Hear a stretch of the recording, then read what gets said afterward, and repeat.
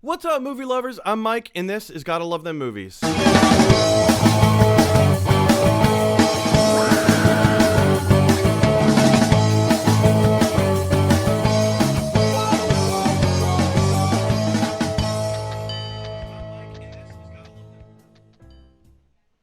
Oh, you guys, welcome back. Welcome back to another happy episode of Gotta Love Them Movies. I'm Mike Brown, your host.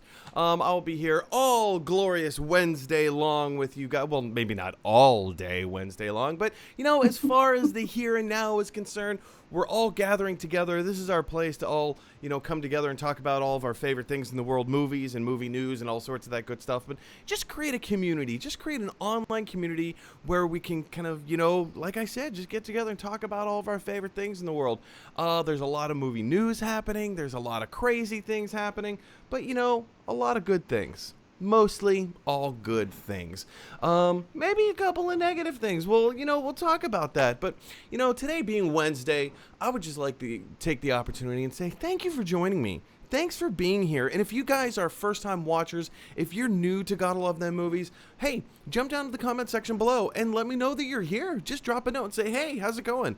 And we always appreciate people just hanging out and just want to be part of the conversation. If there's anything that we're talking about that you need clarification on, if there's any question that you have, you're like, I don't understand this aspect of movie making. Or why is this movie being delayed? Or like whatever, any of that kind of stuff. Jump down to the comment section below and, you know, drop your comment, drop your question. Just be part of the conversation, you know? Be part of the conversation. And speaking of conversation, joining us today on the conversation is a very good friend of mine. He used to be a house manager at the People's Improv Theater here in New York City. He's since moved back to his hometown of Philadelphia, or my where I went to college, and I affectionately refer to it as the city of brotherly shove. Ladies and gentlemen, please put your hands together for a very good friend of mine, Mr. Carter O'Brien Ford. Thank you very much, dude. You're such a delight, man. I'm a delight. Have you? You are. Have you You looked are at a yourself delight. in the mirror recently, sir? Oh, thank you. Thank you so much. I'm the one who literally got your name wrong for years until about an hour ago. So as I was making here, let me go back to this. So you can see like Carter's name is at the bottom of the screen. And I've always known, like, okay, Carter, great. First of all, I misspelled O'Brien. I always thought it was Obrian, as you know, is that the typical spelling? It's more common, but O'Brien with an E is, I believe, I think it's like North Irish. Well, Yeah. I feel put in my place as a fellow Irishman.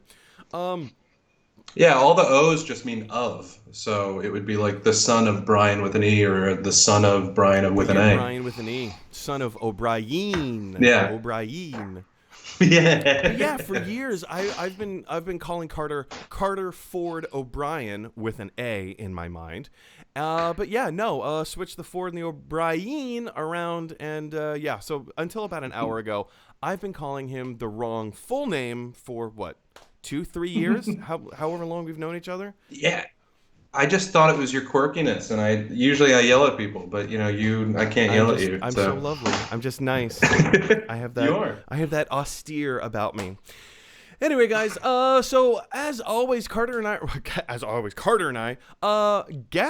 today's guest being Carter, we're just going to sit around and talk about a few things that have come up in the movie news and a few of the emailed questions that you guys have sent in before. But before we get into that, we have to figure out what the show order is today. So as always, I'm going to tell you how to subscribe to the YouTube channel and why that's important. Next, we're going to do a quick Toy Tuesday recap from yesterday's Toy Tuesdays.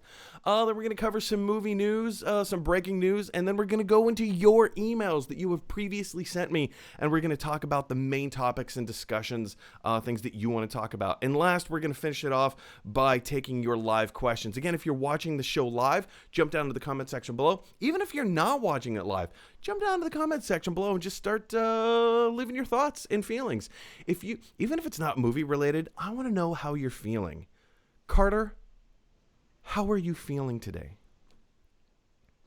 Oh, I'm feeling good. To be honest, I'm a little full. I just had some soup and some apples. But That's a great pairing. yeah, That's a I'm great pairing. feeling. Soup and Yeah, apples. yeah. Well, ladies and gentlemen, as Carter is digesting his food, I'm going to tell you how to subscribe to the YouTube channel. It's really rather simple. Go over to youtube.com, type in "Gotta Love Them Movies." In the upper right-hand corner, you will see a little red box that says subscribe. Go ahead and click on that button. By subscribing to the YouTube channel, obviously you help us increase the subscriber base.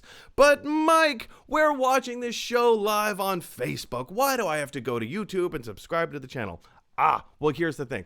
The more subscribers I get and the more cumulative hours that have been watched on the YouTube channel help me to qualify for ad revenue.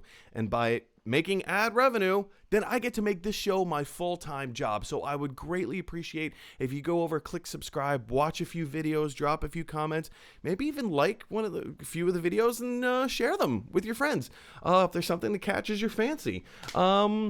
Greatly appreciated. And of course, as soon as we hit 1,000 subscribers, we will be moving the show from Facebook to YouTube. So just, keep an eye out for that. Keep an eye out for that. We're a little ways off. I think we're currently hovering at 159, which is it's still pretty low. It's still pretty low. So we got a little while to go before we hit 1,000. So we're going to be on Facebook for a little while. But until then, we need to do a quick recap of Toy Tuesdays. And yesterday's Toy Tuesday that I introduced was an 8-bit Donatello Funko Pop figure. Yeah, it's part of a collection, part of a set. There are 4 turtles, obviously. Leonardo, Donatello, Michelangelo, Raphael. So this is the Donatello, is wielding his bow staff. And it's unique. It's all done in 8-bit. So if anybody wants to qualify to win Donatello, this 8-bit Funko Pop figure for free, all you have to do, it's really, really, really simple. You just have to be a subscriber to the YouTube channel. You have to like and share this video on social media, and you have to jump down to the comment section below and write the words Toy Tuesdays, Donatello 8-bit. Donatello 8-bit, Toy Tuesdays, like, share, and subscribe. And that's it. That's all you have to do to qualify. So, guys, with all of that down and out of the way, it's now time to move on and take a little bit of movie news. What? What? What? What? All right, guys, let's jump into some of today's movie news that is just breaking. This is stuff that just came out today. I've been able to give Carter a little bit of heads up, but one of the really exciting things that just dropped today, Marvel's She-Hulk is a television show that's being developed for Disney Plus. They just landed their director. She's also going to end up being one of the executive producers on the show. This particular article is coming to us from Deadline, and Kat Corio? I think that's how you pronounce it. Coiro. Let's stick with Coiro. That looks like phonetical. Carter, how would you pronounce that? C-O-I-R-O. I can't. C-O-I-R-O. Coiro? Coiro. How about yeah, Coiro? Yeah. I believe. Let's stick with Coiro. Yeah. So anyway, Disney and Marvel Studios and Disney Plus, they've all come together, and Kat Coiro is going to be executive producing and directing not just the pilot, but also multiple episodes of She-Hulk. I think this is really, really exciting. If we can just kind of scroll down through, see some of the credits, you'll understand why I'm so excited for this. First of all, this has nothing to do with Kat Coiro, but in the writer's room, heading up the writer's room, is Jessica Gao. And if you're not familiar with Jessica Gao's work, she was a previous writer on Rick and Morty. So if you like Rick and Morty, I think, we're going to get a lot of kind of like really insane bananas type stuff coming into this particular show. But let's jump down to Kat Coiro's filmography for a second. Towards the end of this particular article in Deadline, she has directed numerous episodes of Dead to Me, Shameless, It's Always Sunny, Modern Family, Brooklyn Nine-Nine, Mozart in the Jungle, and, she's got a bazillion other credits to her name. I think this is really cool. I think this is going to be really cool. It's going to be fun. It's going to be lighthearted. And it feels like obviously they haven't landed who the actor playing Jessica. Keep saying Jessica Walters. Jennifer Walters. Jessica Walters is the actor from Arrested Development. But Jennifer Walters plays the attorney, She-Hulk. She's the cousin of Bruce Banner, the Hulk. She gets into an accident. She needs a little blood transfusion to save her life. She gets some of the blood from her cousin, Bruce Banner, and hence she gets the gamma ray infected blood into her blood system stream, and she becomes She-Hulk. So that's like a brief history or recap of the character of She-Hulk. Carter, I've got to say, I am pretty stoked with this news. There's a lot of really exciting things. I mean, she's got some great credits behind her name, especially if she's going to be one of the executive producers. I don't know about showrunner. I personally, with those types of credits, I would like for her to be the showrunner on the show, but whether that happens or not, I mean, maybe Kevin Feige is just going to be showrunner on everything. But, she's executive producing, she's directing the pilot episode, she's directing multiple episodes in the series. How does this strike you? Do you see this as good news, or is there something that I am leaving out that I'm not familiar with? You're kind of like, well, let's hang on a second. What are your thoughts and feelings here? No, I'm excited. I wanted She-Hulk to have like a sitcom aspect to it. I want more of the Marvel Cinematic Universe to just kind of branch out into different forms of and different forms of entertainment and different genres.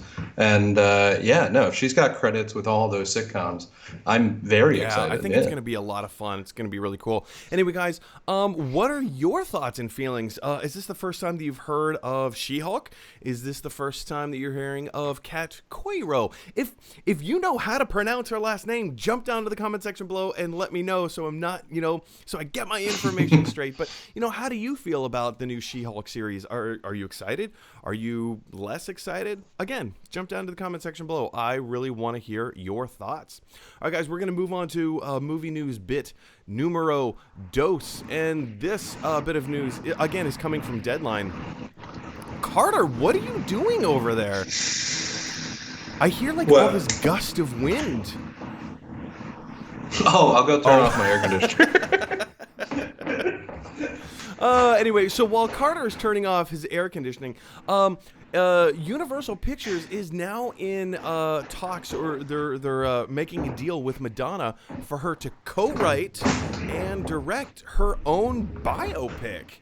Now this is going to be Universal Pictures making a deal with Sony Pictures as well, producing through Amy Pascal.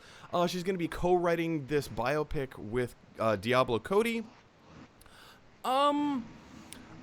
This feels weird to me. I mean, it feels strangely on brand for Madonna, but it seems, I don't know, I've never heard of anyone writing and directing their own biopic. It seems a little self-indulgent, if I'm being completely candid here. It seems a little self-indulgent, but I mean, the other side of the coin is maybe this could be a really cool thing. I don't know. Carter, how does it strike you that Madonna is co-writing and directing her own biopic? Where do you fall on this?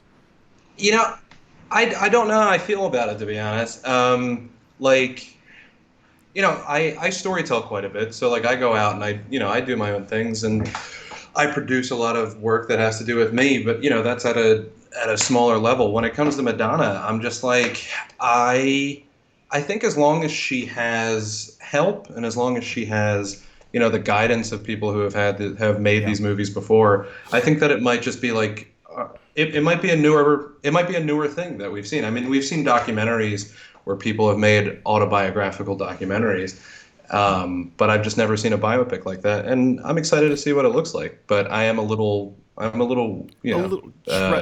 about what it might. Yeah, maybe. Yeah, yeah. I mean, a little bit.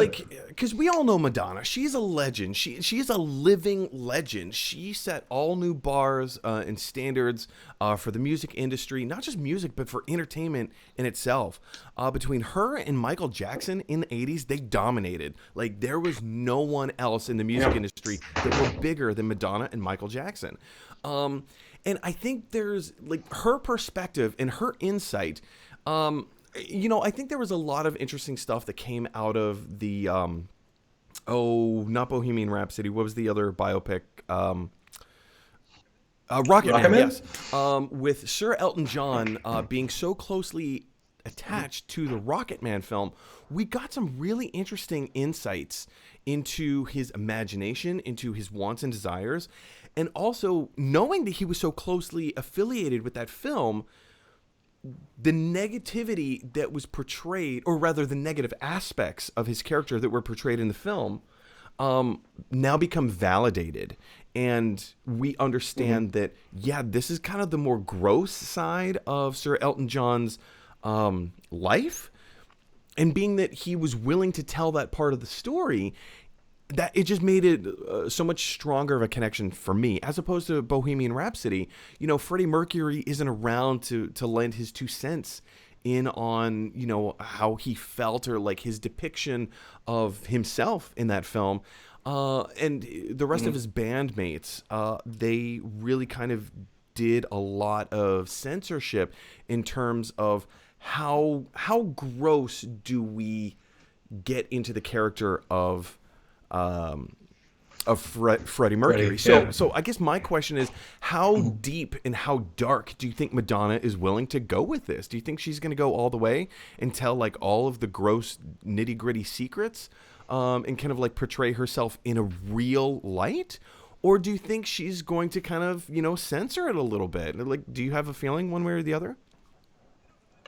I don't know. I mean, I've seen Madonna in interviews, and she just goes into some of the deepest things in her life, and I think that she might actually do it, and I think that that's why she wants to kind of be the head on it. And yeah, she takes all these aspects of her music, and even in the films that she acts in, you know, that she works as an executive director. I'm trying to remember. I just rewatched a film. I think it was with her and I think it's Rupert Everett. I think have you seen this film? No.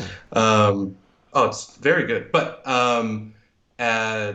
nonetheless, she just takes all of these roles because she knows what she wants. And I think I'd like to see what that looks like compared to Elton John, who throughout the majority of his career, he's very much trusted like his partnerships with Bernie Taupin, and even when he worked with Tim Rice and the book writer of you know, The Lion King and Billy Elliot, you know, he very much trusts people. And even when you watch the behind the scenes of Rocket Man, he just trusts people on different aspects, gives them advice, but says you don't have to take it. And I don't really see Madonna giving advice and saying you don't have to take it. So I wonder if her helming it with with her version of leadership is going to bring out a film that we all love. You know? Well, you know, question is, guys, is how do you feel about Madonna directing and co-writing her own biopic? Do you think that, you know, Carter and I bring up some decent points, or is there something that we have yet to take into consideration? Do you think this is a good idea or a bad idea? And how far do you think Madonna is going to go into some of the more nitty-gritty details of her story? Jump down to the comment section below and let us know your thoughts. All right, guys, we have one last bit of movie news to cover before we move on and take your emailed questions. And this particular article comes to us from comicbook.com. And it's not necessarily movie news per se, but the first trailer and actually the existence of Jurassic World Aftermath has just been announced. But Mike, what in the world is Jurassic World Aftermath? Well, I'm sure glad that you asked that question. Here in this particular article, we come to find out it is a VR game. It's a VR experience brought to us by both Oculus in conjunction with Facebook. I just watched this trailer not too long ago, actually maybe about 20 minutes before the show started. And first of all, I love VR. VR is... It's not gonna take over cinematic storytelling. Same thing with video games. It's not gonna take over cinematic storytelling. We're still gonna have movies.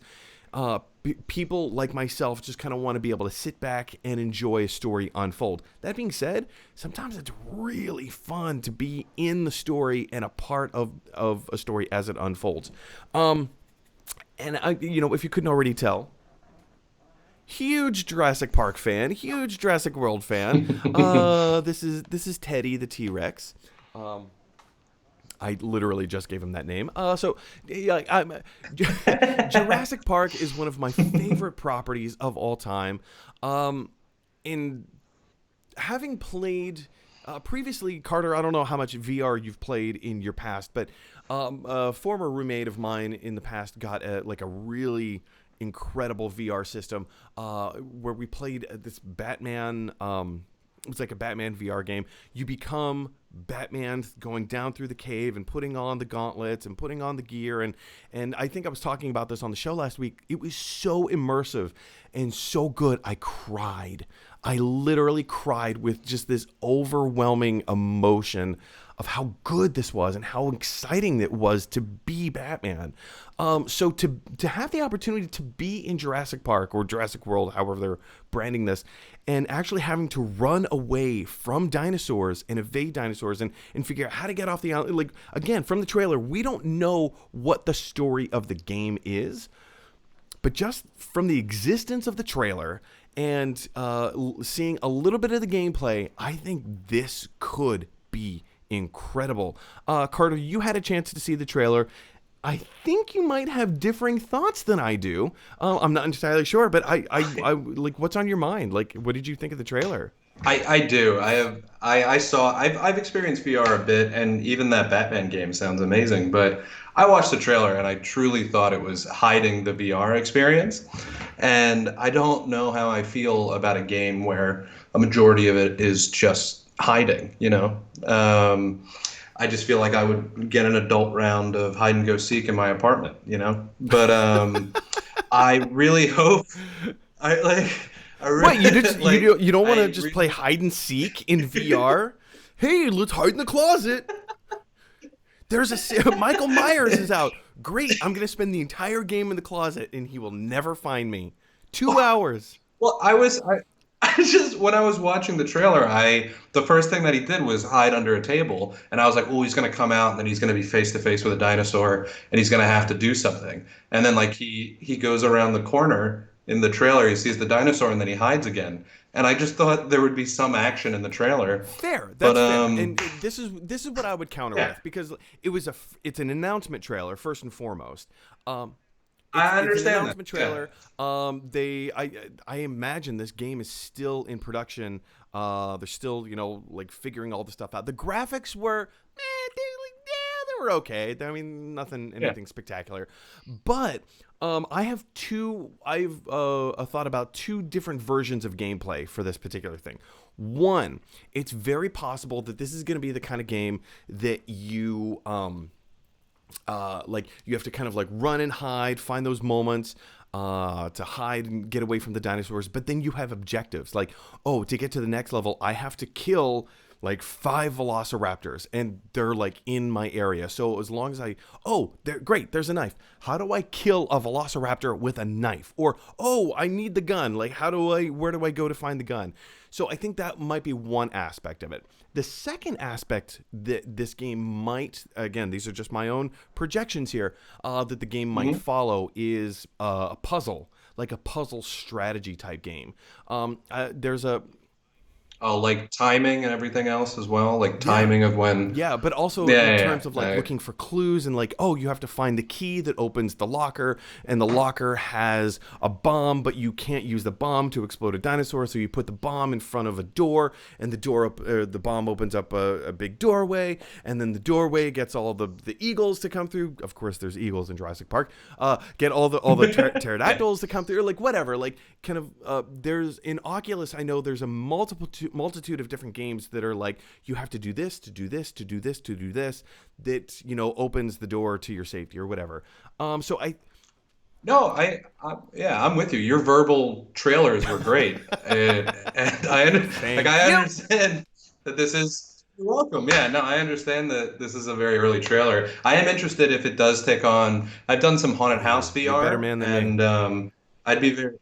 I'd be very interested if it takes on something along that, and then also like I've also done an escape the room VR, and I'd be interested, if it has something along those lines. But ultimately, what I really want out of that experience is just a little bit more action besides kneeling under a table. That's totally fair. I mean, Hey, I mean, if I was actually being chased by dinosaurs, I would be totally fine with just hiding underneath the table for the rest of my life. Oh, in real life, yes, yes, yes. Like real danger, yes, yes, yes. But the VR experience of a man, breaking into your house, I don't want that to be hiding in my closet the whole Fair, time. totally fair. Anyway, guys, question to Yeah. you is: have you had a chance to see about the see the Jurassic World afterlife? Blah, why can't I speak today? Have you had a chance to see the Jurassic World Afterlife trailer? And if you have, tell me your thoughts and feelings down in the comment section below. All right, guys, so that does it for our movie news today. We're just going to jump right into our main topics of the day. And if anybody wants... Where's my section here? If anybody wants to get a main topic on the show, all you have to do is email me at GottaLoveThemMovies@gmail.com. We'll make your thoughts, your questions, anything that you want to talk about, a main topic here on the show. And now, with that down and out of the way, it's time to open up the Gotta Love Them Movies mailbag.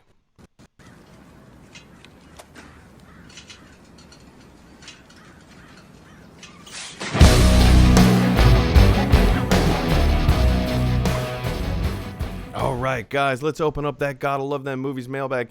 Like I said, these are real emails sent from you guys all around the world. We're just going to open them up one at a time. And our first email comes to us from Andy right here in New York City. And Andy says, so, Ray Fisher is still fighting with Warner Brothers. Now it looks like Warner Brothers is trying to sweep it all under the rug. What are your thoughts? All right, so this is a little bit of it's a little cryptic email here. For anyone who's not familiar with what Andy is talking about, Ray Fisher is one of the actors from the movie Justice League. He plays the character Cyborg in the movie Justice League. And very recently, the president of DC Films, Walter Hamada, had a private meeting with Ray Fisher to reprise his role of Cyborg in the upcoming Flash movie. Well, in that meeting, Ray Fisher brought up the fact that, on set of Justice League, Joss Whedon and executive producer John Berg and Jeff Johns and John Berg enabled director Joss Whedon, to be a little abusive to some of the actors and the crew members on set. And of course, that is not acceptable in the slightest. So this was the first time that Ray Fisher was making this public knowledge to Walter Hamada. Walter Hamada therein says, okay, great, awesome. We're going to conduct an investigation and we'll get to the bottom of this and hopefully it will get solved. Well, turns out that the investigation that Walter Hamada decided to put into action wasn't much of an investigation after all. So Ray Fisher took to social media and he kind of called out not just Walter Hamada, but Warner Brothers Pictures in general. The investigation was supposed to happen through Warner Media, which is the giant, the larger parent company. But the investigation that was being conducted, all of those people reported directly to this guy, Walter Hamada, which means that they're trying to take things and sweep them under the rug a little bit. So once again, Ray Fisher took to social media and this is what he said. Let me bring this web browser up. Okay, so this particular article is coming from Superhero Hype. I don't necessarily like some of these third-party websites. 'Cause, sometimes the information gets a little muddled, but, they took direct screenshots from Ray Fisher's Twitter. And here on Ray Fisher's Twitter, he says, to date, the quote-unquote independent firm hired by Warner Brothers Pictures has conveniently avoided contacting key witnesses who gave damning statements to Warner Brothers HR. They've also started interviews with and have since ghosted witnesses that have implicated former and current top-level executives. Others, including an implicated individual that called me to apologize, have already been interviewed. We will not let any investigator cherry-pick interviews that best suit Warner Brothers' false narratives and scapegoating efforts. all the stories will be heard. Accountability is greater than entertainment. So these were a couple of the tweets that came from Ray Fisher's Twitter account. He's been very vocal on Twitter. He's been very vocal on Instagram. Many articles have been written about this. It's kind of a complicated situation. Ray Fisher is most likely going to be reprising his role in as Cyborg in the upcoming Flash movie, but this just compounds the issue. He wants to hold Warner Brothers accountable. He doesn't want them just to keep sweeping things under the rug, which it seems that's exactly what Warner Brothers wants to do. They want to, silence this issue as fast and as quickly as possible and, kind of let it go. They want everybody to forget about this. Carter, is this the first time that you're hearing of this? And if so, what are your knee-jerk reactions to these kinds of situations? Yeah, it's the first time I'm hearing about these tweets. I actually just read yesterday, I think it was Jason Momoa's reaction to Ray Fisher and what Warner Brothers are doing, in which he basically stood up for Ray Fisher, saying, that Warner Brothers better get their act together or his contract. He didn't go into specifics. Well, I think basically but, he posted a photo of Ray Fisher with the hashtag "I stand with Ray Fisher." Mm-hmm. Yeah, no, I really think that Hollywood in general and a lot of these studios really just need to take things more seriously, and just a lot of things. I don't like internal investigations to begin with. I really think that people need to take any allegation in any, in any form, as we're looking at, I'm not going to get too political right now, but in anything that we're looking at in the United States right now, it just really feels like people need to stop doing these internal investigations that are very one-sided. And I think that, a lot of audience members and a lot of consumers are also supporting Ray Fisher right now, and I think the studio knows that, and they're trying to do their best to cover up as many things as possible. And really, I just think they need to be truthful, and that's all people are asking for. People are just asking for truth and accountability, and that's the scariest thing to executives that know what they've done in the past might come out, so that's why they don't do it. But ultimately, we're trying to pave a path for the future of business, and what that path is truth and accountability. Now, Ray Fisher is primarily taking to Twitter and Instagram to inform his fans about what's going on. Do you think this is the best strategy, or do you think that there's a better way to go about this type of reform within Hollywood, within the Hollywood system? Is there a better way to go about it? Is this it? I think it's the best public way to go about it. I hope that Ray Fisher is, building a case himself, talking to his lawyer and everything else. I know that I think we had discussed that he says that he has all this other information that he hasn't disclosed yet. But ultimately, even that, he really needs to have those facts. And I don't know if he has the capability, or even if he really thinks that it's worth his time to, conduct a private investigation with a PI himself. But I think that that's the best way, that if this does end up going to court over his contract and over, his career possibly being blacklisted, I think that there's a lot of work that he needs to do in private. But in the public forum, I think that his post on Twitter is the best that he can do. Well, to your point, I mean, there's a lot that, yes, he is doing in the public eye, but I think there is even more that he's doing behind closed doors. He is meeting with his lawyer. He has his own production staff and team that he's working with in terms of his agent, his PR person, everyone who's representing him at his talent agency, all this stuff all combined together. I think they all know exactly what's going on. And because I hate to put this all on Ray Fisher's shoulders, but it seems to be that's where it is right now, is that he's the one pioneering this particular cause and saying we need more attention to be brought to this thing.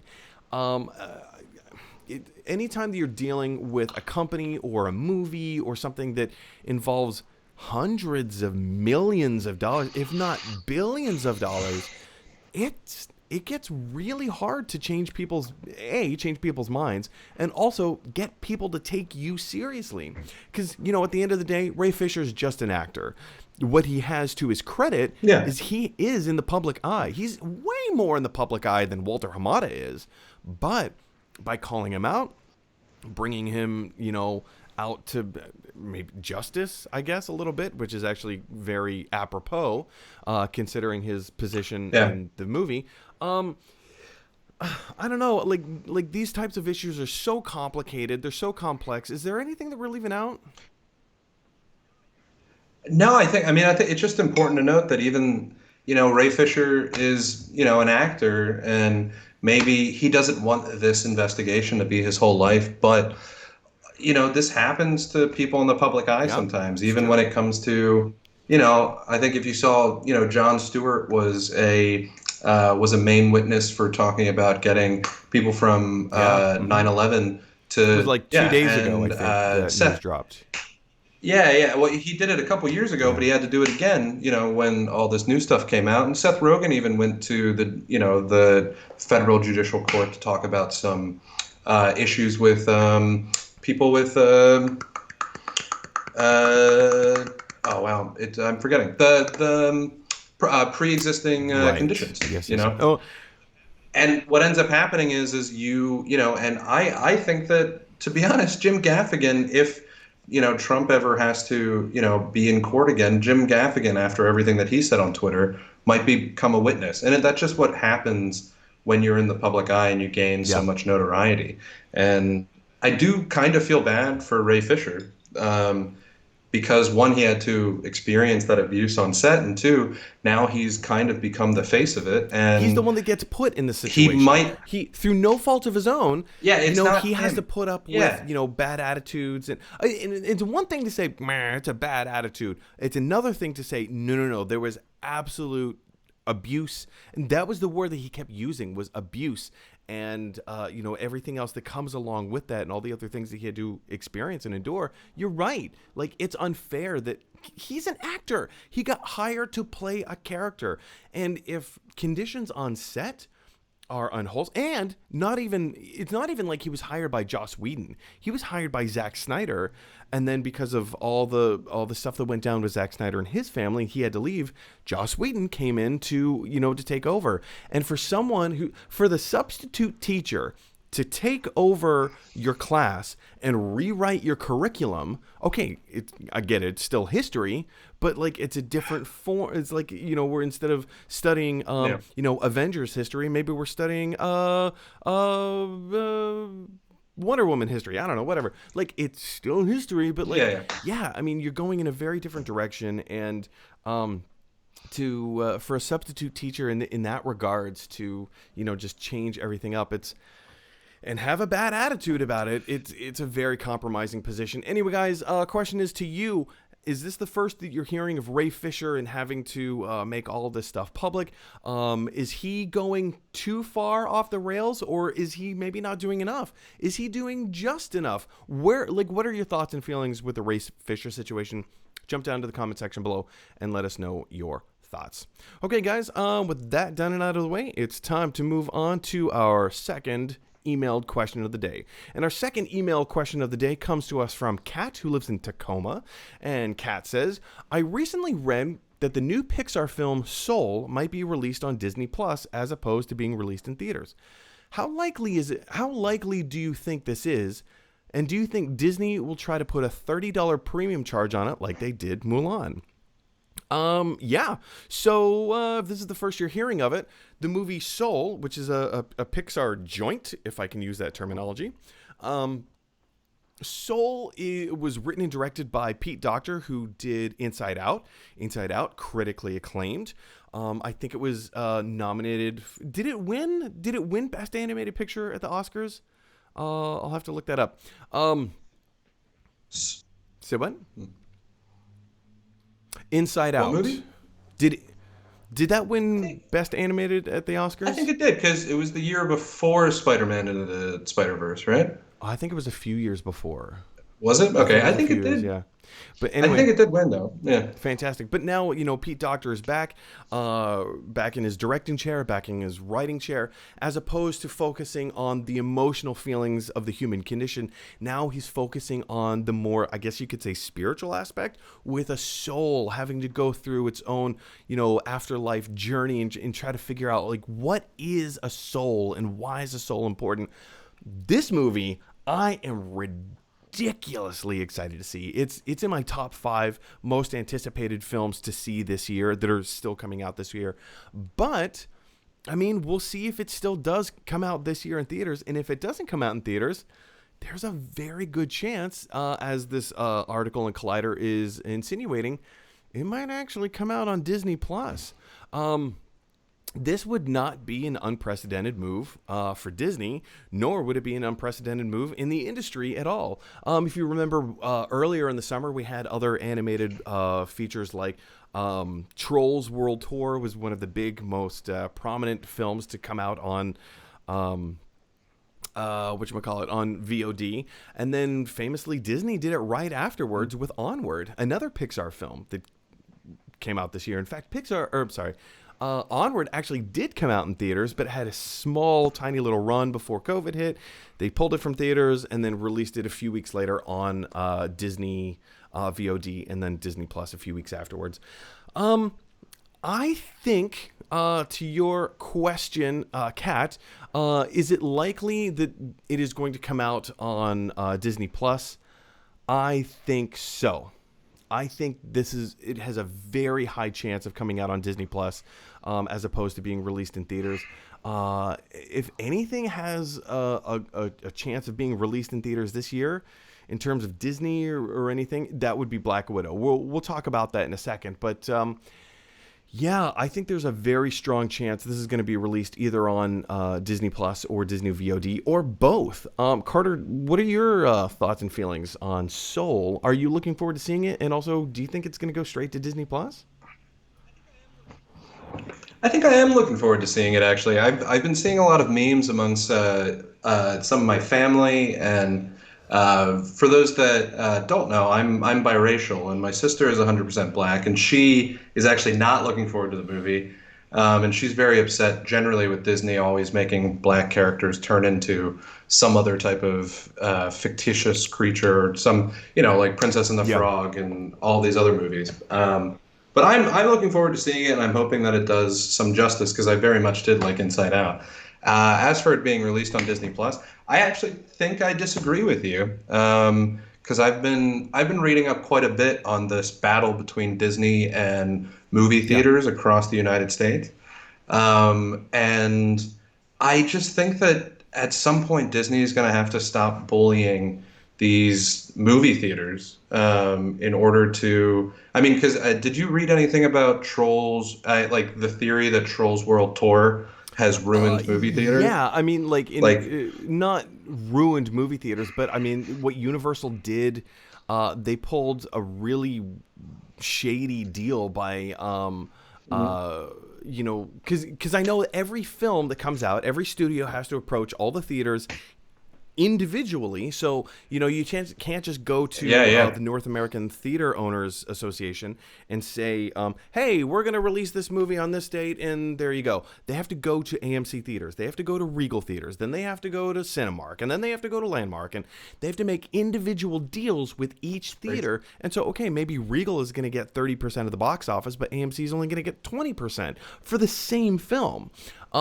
So it depends. And with Trolls World Tour, what they did is Universal, and they all have these deals, they all have these contracts. So the general idea is that, and there are also laws that go along with this, government enforced laws, where Universal put their movie out in theaters, and then like the week after, they were like, you know what, we're just gonna forget all of these laws and rules and Yeah. guidelines and everything. And then they went ahead and released Trolls World Tour on VOD. Now, Trolls World Tour was a garbage film. It wasn't going to make that much money anyway. Who cares? But the principle, it's setting a precedent. It's setting a precedent to say, hey, well, we're just going to ignore all these rules and guidelines, and we're just going to go ahead and do what we want, whatever will make us the biggest buck.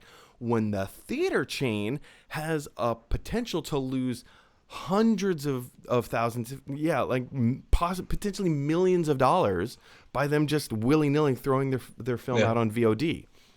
So to your point, you were saying... Yeah, no, I'm just saying that I think that when it comes to the world, the North American Theater Association, I think we're going to be seeing some big deals pretty soon about how movies have to go there, with VOD have to as go well. To the theaters, or have to go on VOD. Right. Have to go to the theaters, right? Just based off of, I was just talking to an old professor. I did my senior thesis on the Sony Disney Spider-Man deal. Dude, it was a big, I know, And when I started doing it, it was, she had got me some information about how they were very much considering Andrew Garfield, but I'm not going to get into that right now. But nonetheless, as I've been talking to her about it, it really just, for me, feels like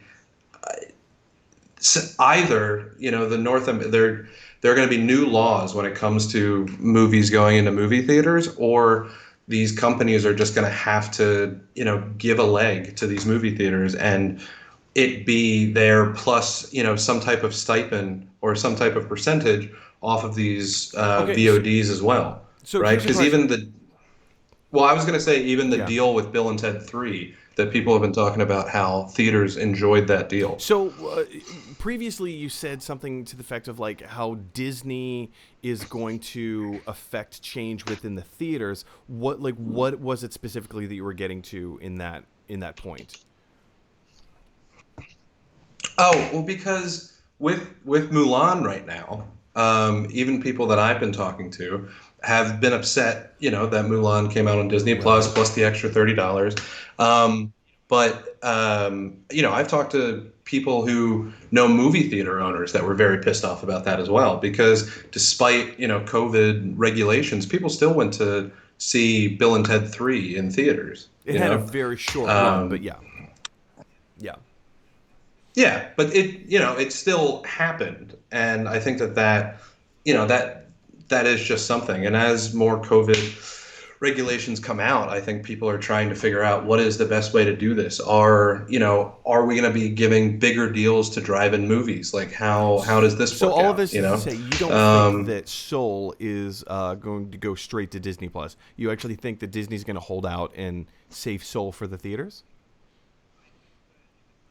I think that if it's not Soul, it's going to be the next big film that was supposed to. I know that Black Widow is definitely going to be in theaters, and we all know that. But if it's not Soul, then I think it's going to be probably. I mean, it depends on what happens in our country. Everything's changing.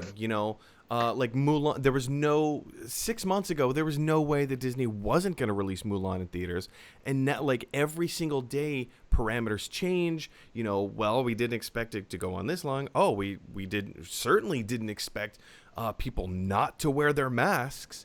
We kind of figured, okay, those will be all cleared up in like 6 to 8 months. We'll be fine. We'll go back to normal, and that's not the case. Well, even these rumors about movie theaters opening in other countries. So other countries are going to get to go to the movie theater and see movies, and we are going to have to pay $30 and have a subscription to Disney Plus to see Soul and Black Widow is something that I've seen Americans kind of get upset about. About the Mulan thing. Yeah, and I just really see. Hey, I think for me, and the amount of time that I spent talking to different business executives, I went to college for entertainment management, and my dean was the old CEO of NBC and HBO, and he's on the board for IMAX, and he would come in and we'd have these meetings and we would talk about a lot of these things. And yes, a lot of times it's very cutthroat and businesses do what they do to have money, but I think there's a certain threshold of what you can do to only get money in a capitalist in a capitalist country, and eventually they're going to build laws so that way, Disney and Universal can't screw over movie theaters, and those laws are going to affect these companies so drastically that they should have just given a leg up to the movie Yeah. theaters to begin with. You know what I'm Yeah. saying? So I think that what they need to do is do something now so that way these laws don't stop them from making the money And that that they wanted to now make to begin thing with. that you're talking about would be like just come straight out and just release everything in theaters, or Release everything in theaters or start to make deals about, when things are in theaters, there's a certain percentage that, these theaters make sure, off sure. off off of VOD So as well. okay, so here's my question Yeah. for you. Tenant is kind of the lamb to the slaughter right now. We all before Tenant came out, we all thought, oh, it's a slam dunk. It'll make $600 million easy. I mean, it's a $1 billion film, but in a COVID world, that's not reality. That's not realistic. So. But I think we're all just kind of No. sitting back and we're like, okay, yeah, it'll make 400 million, 500 million, like somewhere in through there, right? It needs to make 600 to break even. It Yeah. costs $200 million to make. You spend another $200 million to market. And as Carter was saying, you also have to pay the theaters percentage of the ticket sales, which approximately is like 1.5. So, give or take a little bit. So say approximately $600 million just to break even. So when Tenet came out, it's doing fairly well in China, but the worldwide box office, it just crossed over $200 million. I think we're up to maybe like $210, $220 million right now. I mean, in a COVID world, great. You're doing really well for yourself. But considering you're only Yeah. making a fraction of what you spent on this movie, you're not, and we haven't even talked about the interest that is accumulating from the banks from the money that they borrowed from. So they still have to pay the money back. Yeah. It's going to be a huge financial loss. So Tenet being kind of the case study here. I know, and we're going to talk about Black Widow in a minute, but I can understand why Disney's hesitant to release Black Widow because, again, that is a $1 billion film. We kind of know it's going to hit $1 billion, but in a COVID world, it's not going to hit anywhere close to that. So being the Tenet is severely underperforming, I understand the hesitation why Disney doesn't want to release these types of films. Like, what is going to be the most bang for the... Do you think that Disney is going to get more money for Soul on Disney Plus? Or, sorry, let me reverse that. Do you think they're going to get more money from theaters than they would if they just went straight to VOD and Disney Plus? See, I think right now you're looking at theaters and VOD or just Disney Plus. I think that's what I'm looking at. You don't when it think that comes they're to going to do Soul, Disney Plus right? and VOD, like how they did with Onward? Yeah, I don't know. I mean, because they didn't do that with Mulan. Mulan was a different. It cost more. It was a different. It was marketed towards a different thing. It was also live action, so Yeah. it had kind of a broader audience there. But for any animated Disney film, I think Mulan was the beginning of what Disney was trying to do. I don't think it was a specific. This is live action. We need to make back more money. I don't think just because it's animated that they're going to put it on VOD. okay, interesting. Yeah, but I mean, I don't know too much about the differences between animation and live action, and sure. for what And their what Disney is trying to demographics, get yeah. out of it. But to answer your question, yeah, I do. I think that they would. I think if it just came out on Disney Plus, I think they would make more money if it just came out in theaters. But the theater and VOD, I think that would cover a majority of their tracks. Than if it came out on Disney Plus. If it came out on Disney Plus and Yeah. VOD like Onward did, I still think that they would make either the same amount or more money in Interesting. theaters. All right, well, ladies and gentlemen, question to you guys is: do you think Disney is going to release Soul in theaters, or do you think they're going to release it strictly on Disney Plus? Jump down to the comment section below and let us know your thoughts. And also, how excited are you to see Soul? I think it's going to be a fascinating film, and this is like, these types of situations change every day. Like, hey, a little bit of information came out today that we didn't know yesterday, and it changes everything, or at least has the potential. So again, what do you think is going to happen? Jump on down to the comment section below and let us know your thoughts. All right, guys, now it's time to move on to our last email of the day before taking your live questions. And our last email of the day comes to us from Callie, who lives in Erie, Pennsylvania. And Callie writes, "Hey, Mike, can you help me out?" Maybe, probably. Let's hope so. I'm confused. So Marvel is most likely going to have to delay Black Widow again, but yesterday they just released new photos indicating a new trailer is imminent, indicating that it's going to hold its November 6th release date. So is Black Widow moving or not? And yeah, thank you so much for the question, Callie. That's a great question. This particular article comes to us from Collider. So Total Film has just released, it was either today or yesterday, I can't remember which day. They've just released new photos from, photo stills from the film of Black Widow. Here we have, the two sisters up on a rooftop overlooking something. With Florence Pugh running from a whole bunch of fire, big old fireball in the background. And the third photo that they released is Taskmaster, the villain of the film, in kind of like an armored car driving through the streets of presumably Russia or Eastern Europe or something, based on the license plates of the cars there. So we have 3 new pictures from the film.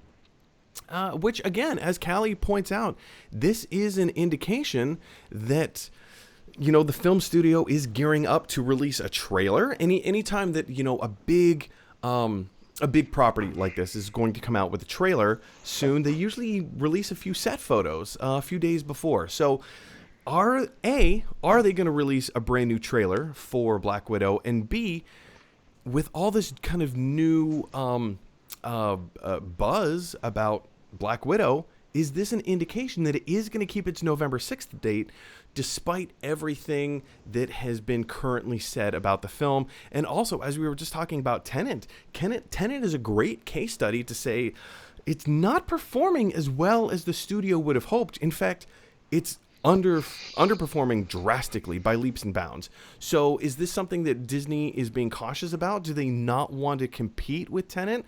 Do they want to space these movies out as far apart as they can to try and maximize their box office results? My particular opinion in this situation is that yes, Black Widow is going to get moved again. It may get released. It may get moved to like a December release date. I know Wonder Woman just got moved to Christmas Day. I mean, it's a tough scenario. It's a tough scenario. Both Tenet and Wonder Woman are both Warner Brothers Pictures. Dune was supposed to come out or I guess still technically it's supposed to come out in December, but let's be honest, that's not going to happen. They're going to push that back to 2021, so it's not going to compete with Wonder Woman. But with competing studios like Disney and Warner Brothers, is Disney going to push this back a month into December? Is November a safe time for Black Widow to come out? Like, is it far enough away from both Wonder Woman and Tenet? I don't know. Based on everything of what we're seeing, I tend to believe that the movie Black Widow is going to be pushed back to 2021. That's my personal thought. That's my feeling. Black Widow is going to be pushed to 2021.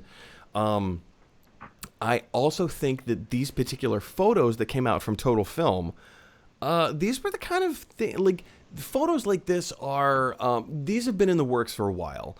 Total Film is a magazine that they have certain deadlines to hit. Like, this is something that they were planning on doing anyway, especially with Black Widow moving its release date to November 6th. Total Film kind of, they get word of this. Okay, great. We're going to jump on board with you, Marvel. We're going to help promote your movie by promoting our own magazine. And this was something that they already had on their schedule. So is a trailer imminent? Is a new trailer imminent? I would argue probably not. Normally, set photos like this are very indicative of, hey, a new trailer is on its way, the movie's keeping its release date, and we're moving forward with all of our plans.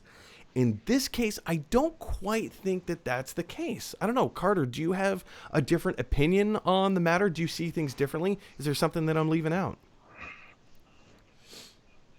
Yeah, I don't think if there is a new trailer, I don't think it would have anything except for possibly another minute of new footage. Because we've had at the two most, trailers already. At the most. Yeah, we've had two trailers, and I don't think that they don't want to give away anything else. Even if I don't even know. I think I forgot there was a movie that came out a little while ago. That what they ended up doing was using almost all the same footage, but then had a voiceover from the main character that had nothing that wasn't even in the movie. So it might be something like that if a new trailer came out, so that just to keep people enticed. But I personally think that it's not going to be 2021. I think that they're going to try to do direct competition with Wonder Woman. So if they do direct competition with Wonder Woman, if the film gets pushed back to a December release date, which is probably the most likely, again, I'm not married to that particular idea. I think they are going to push it back to January or February. I think a February release for Black Widow could be really good for it. But if they do keep a December or even just say a November release date, how much competition, how much money do you think is going to be split between the two movies? And do you think people are going to pay for both films? Or do you think people are still going to stay cautious and stay at home and not go out and see either? Or do you think they're going to have to choose between the two? I think that depends on a lot of factors. And I think even as we're talking, we might even be specifically talking about the United States, because as of right now, I think that the big reason that they would want to go into competition with Wonder Woman is because in many other countries where cases have gone down, that's where most studios get their money, when there are two movies there. And sometimes one's sold out. And especially with COVID regulations, one's going to be sold out with only 25% of the house full. And then if you can go to see Black Widow when you wanted to go see Wonder Woman 1984, that's what people are going to do. That's a great point. It just really depends on what happens in the United States, because it's, what ends up happening is if you release something online, even if it's, VOD in the United States, somehow, some way, other countries are going to get it, even if they have it in movie theaters, and that's why they don't want to do that. They want it to be in movie theaters everywhere. But if the cases are so high here, they don't want to lose money to fear here in the United States. But ultimately, sometimes, especially with these movies, they're not making most of their money here in the United States. Like, they could be making more money in China. They could be making more money. To your point, look at how many countries have been able to control coronavirus as well as they have. Like, we have a long list of countries who are doing a much better job than we are at this whole thing. And like New Zealand, Italy. Like, Italy was the epicenter of COVID-19 for a hot second, more than a hot second, like for a good long time. Yeah. And look at them now. Like, they have very few cases. They're one of the few countries in the world that's leading the fight against coronavirus. And yeah, so, Canada just had 0 deaths a couple days ago from COVID. That's great. That's fantastic. So, you make a great point. These studios do earn more money worldwide than they do. And, this is something that I hadn't stopped to consider before, Carter. Thank you for bringing it to my attention. You've kind of swayed my argument a little bit. Now I'm starting to reconsider this whole February release date thing. I think you make a great argument there. And with that being said, let's operate on the assumption that, okay, they're going to keep November, or maybe they'll push back to December, which is it's probably more likely they'll push back to December.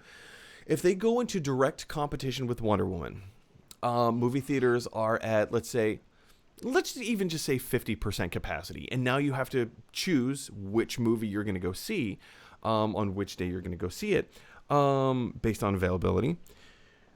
Do you think a new trailer is imminent in the next week or 2 weeks?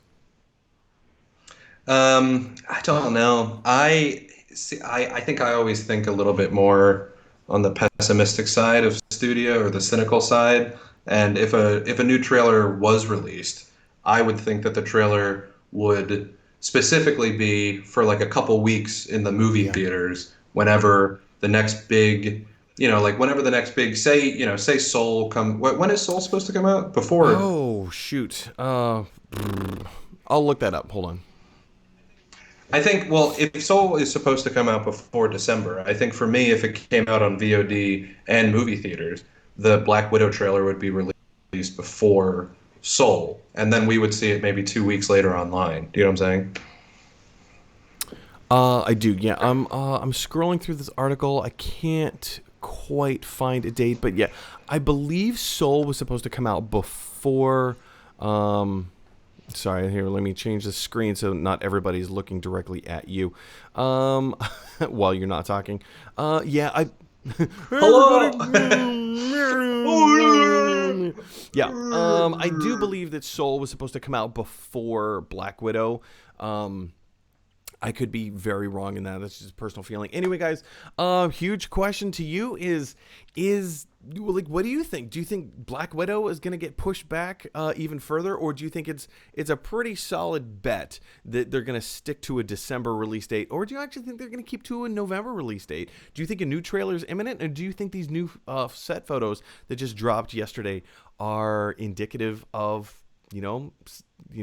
Black Widow coming out very, very soon? Jump down to the comment section below and let me know your thoughts. Okay, guys, so that wraps up our Gotta Love That Movies mailbag, and it's time to go in and take your live questions. You guys have been sending in firing a few live questions through the show so far. Let's go ahead and let's take those live questions. Alive! It's alive! It's alive!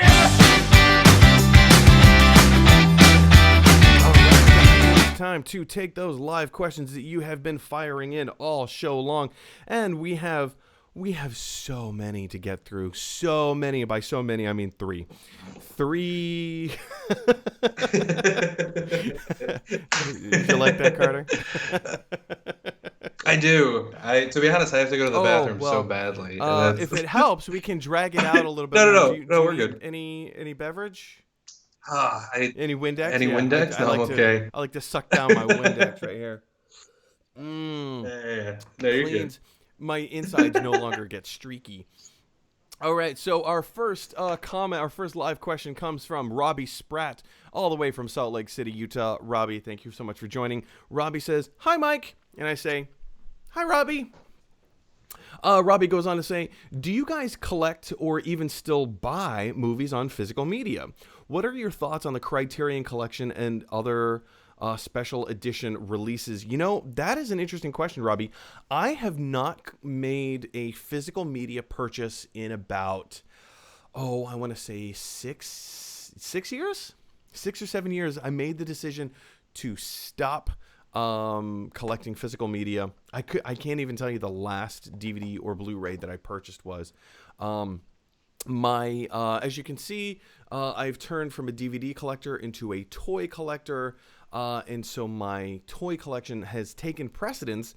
I needed a place to put my toys. I took all my DVDs off the shelf. In fact, I took all of the discs out of the jewel case, threw the jewel cases away, and I just put all the discs in like those giant monster carry case packs things.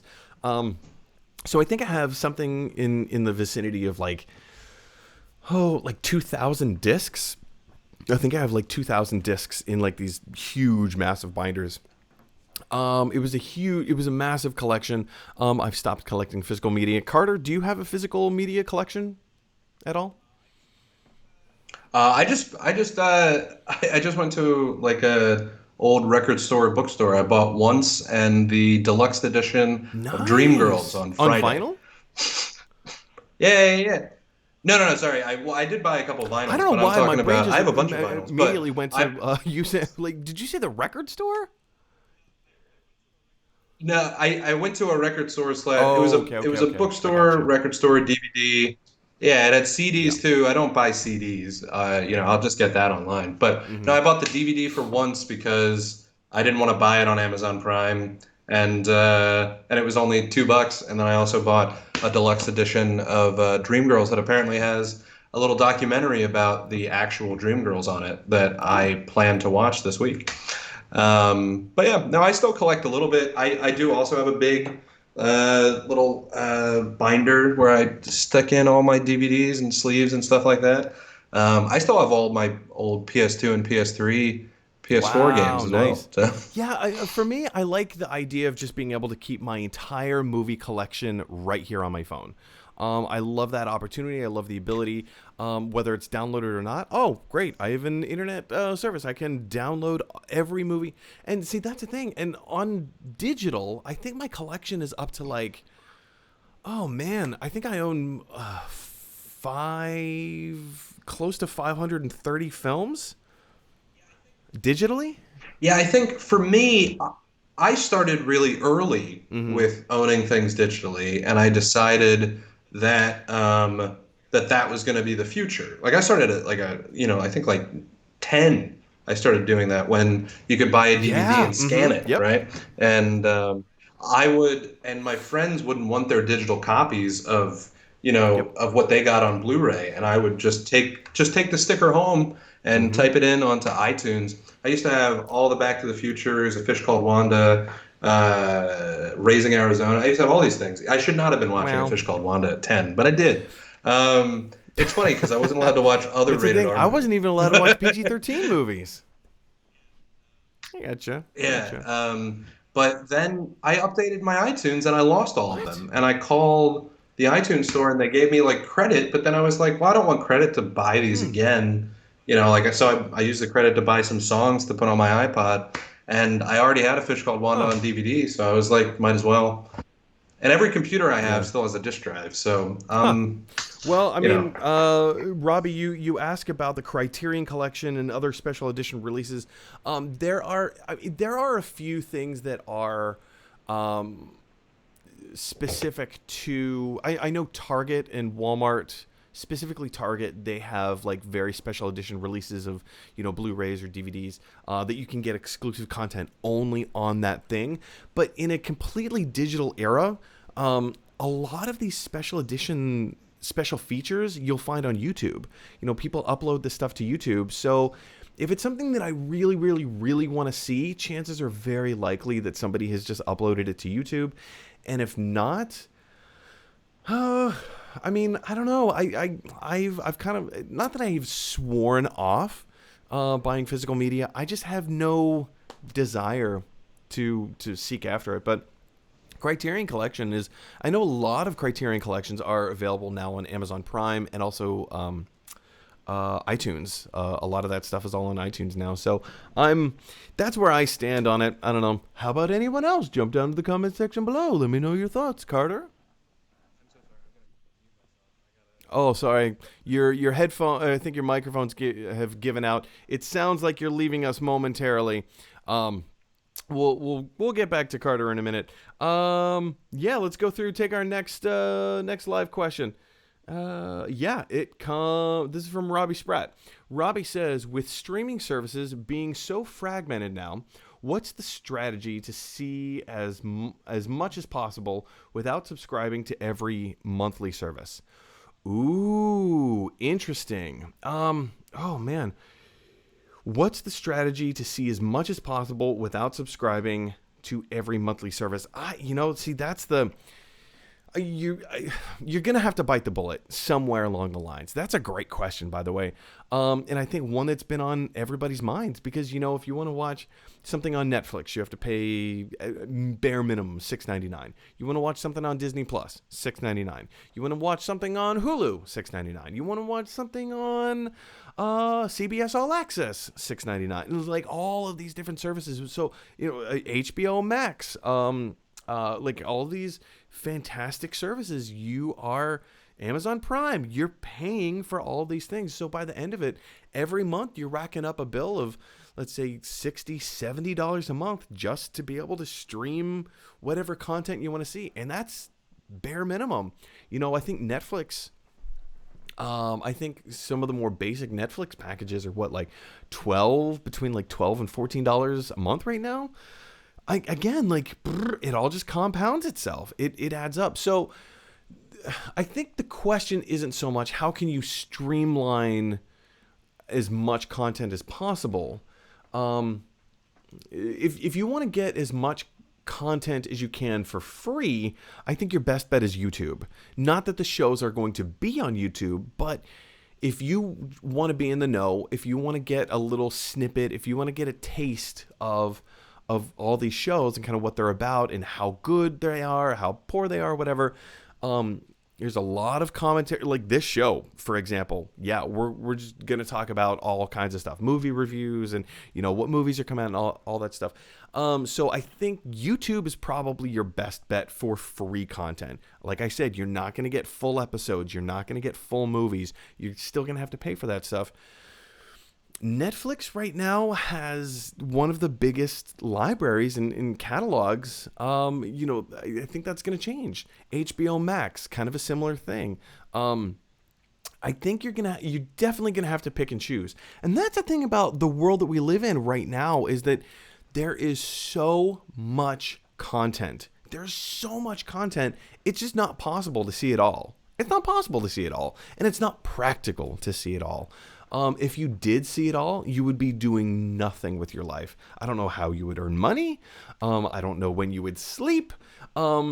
There's so much content. You would really have to pick and choose. So I think your best bet right now is if you want to try and streamline all of this content, you are definitely going to have to do your homework and see what types of shows, what types of content that you gravitate towards.